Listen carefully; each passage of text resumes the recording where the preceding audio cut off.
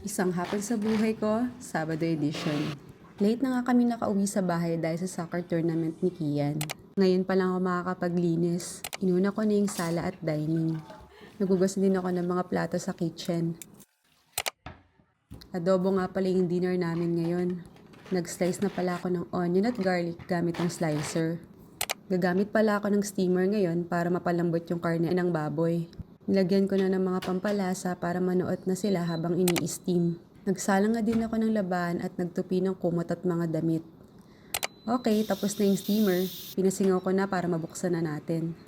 Tinesting ko, grabe, sobrang lambot na ng karne. Una, ginisa ko muna yung sibuyas at bawang para lumabas na yung aroma.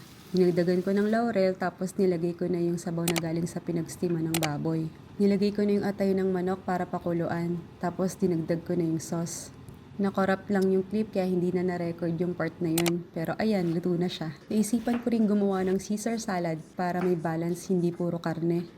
Dito, naghiwa na ako ng lettuce, cucumber at mini tomatoes.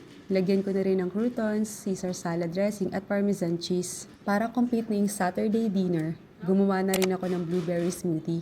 Nilagay ko na sa blender yung blueberries, apple, unsweetened almond milk at maple syrup. Tapos binlend ko na.